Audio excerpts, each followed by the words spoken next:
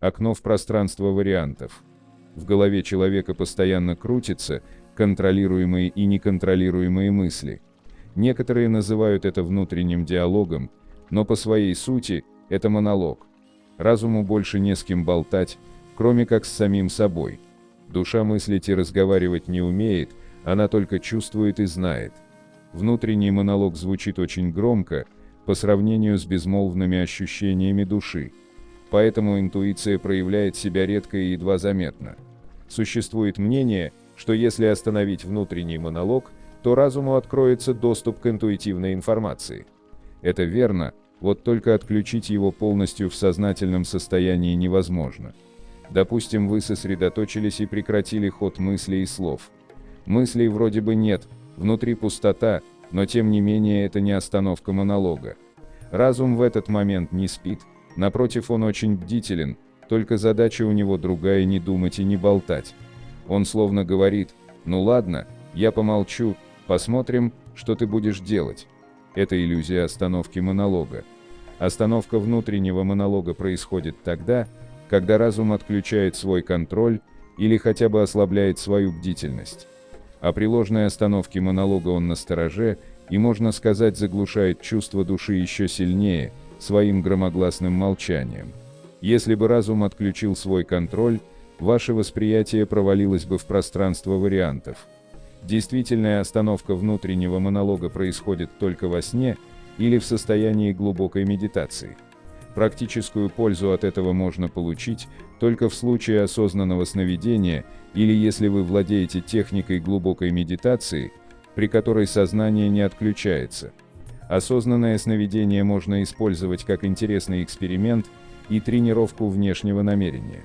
Но можно ли использовать остановку внутреннего монолога в сознательном состоянии? Вот здесь есть одна лазейка, представляющая собой узкое окно, которое открывается спонтанным образом в моменты, когда контроль разума дает слабину, и к сознанию прорываются интуитивные чувства души. Интуиция проявляется как смутное предчувствие, которое еще называют внутренним голосом. Разум отвлекся, и в этот момент легко ощутить чувство или знание души.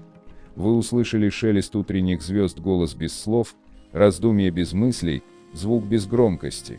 Вы что-то понимаете, но смутно. Не мыслите, а чувствуете интуитивно. Каждый когда-нибудь испытывал на себе то, что называется интуицией. Например, вы чувствуете, как кто-то сейчас должен прийти, или что-то должно случиться, или у вас появляется неосознанное побуждение что-либо сделать, или вы о чем-то просто знаете. Когда идет игра мыслей, в качестве рефери выступает аналитический аппарат разума. Разум быстро рассовывает любые данные по полкам обозначений, чтобы все было логично и рационально. Остановка внутреннего монолога – это когда у рефери отобрали свисток и посадили на скамью. Разум наблюдает, но контролировать игру уже не может. Жонглируя данными, разум делает кратковременные передышки. Он как бы на короткое мгновение присаживается на скамью и отдыхает. Вот тогда открывается окно для интуитивной информации. В такой момент вы засыпаете самым натуральным образом. Возможно, для вас это невероятная новость, но это действительно так. Все люди засыпают в течение дня многократно.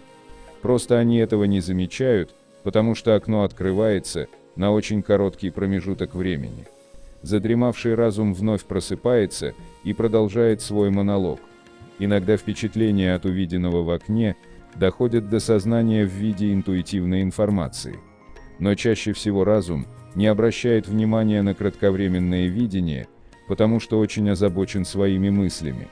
Во сне душа летает нецеленаправленно, ее может занести куда угодно.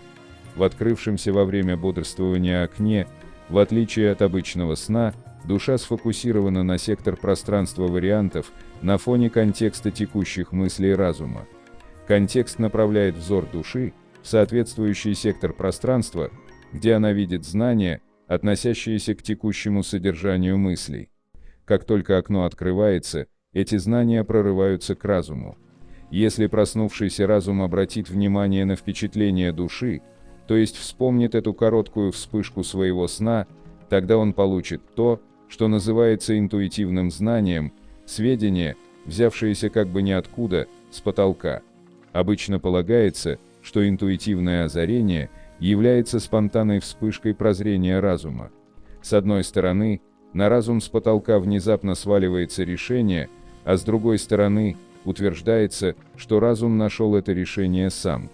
Каково же происхождение этих знаний ниоткуда? В обыденном мировоззрении на этот непонятный факт закрываются глаза и делается скидка, дескать, такова природа разума. Исходя из модели трансерфинга, мы видим, что механизм озарения имеет совсем другую природу. Разум находит свое решение путем логических умозаключений, а озарение, то есть недостающее звено, которое нельзя получить из имеющейся логической цепочки, приходит из пространства вариантов через посредство души. Смутные чувства души проявляются как беспокойство, угнетенность или воодушевление, подъем. Все эти чувства можно объединить одним термином томление. Душа словно стремится что-то сообщить разуму, но не может объяснить. Томительное беспокойство, чувство вины, бремя обязанности, угнетенность реализуются как худшие ожидания. Во всех этих чувствах проявляется единство души и разума. Мы получаем реализацию своих худших ожиданий в результате работы внешнего намерения. Известно, что беда никогда не приходит одна.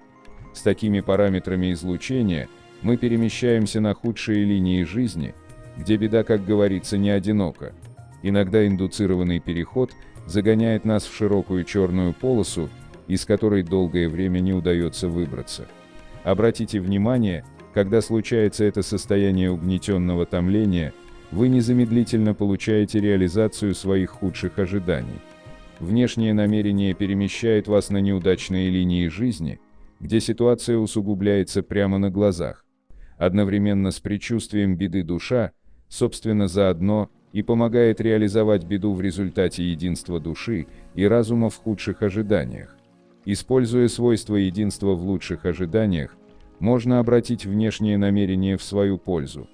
Для этого в трансерфинге предлагается отказаться от важности, негатива и осознанно направить мысленную энергию на достижение целей. Как вам уже известно, параметры мысленной энергии настраиваются с помощью слайдов в осознанном состоянии.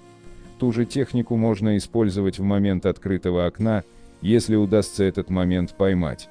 Интуитивные знания и предчувствия приходят самопроизвольно. В данном случае разум использует возможности души в пассивном режиме, он просто получает информацию из сектора, куда случайно забрела душа. Так вот, наша задача заключается в том, чтобы интуитивные предчувствия вызвать в себе намеренно. Это нужно затем, чтобы направить парус души в нужную сторону. Как это сделать? Вы должны поймать момент, когда разум отвлекся. Но теперь чувство надо не уловить, а намеренно индуцировать, то есть вставить в окно мгновенный слайд. Слайд должен содержать чувства, которые вы испытываете внутри слайда.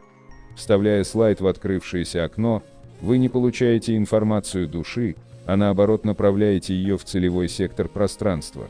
Если вам удастся это сделать, ваш разум прикоснется к внешнему намерению.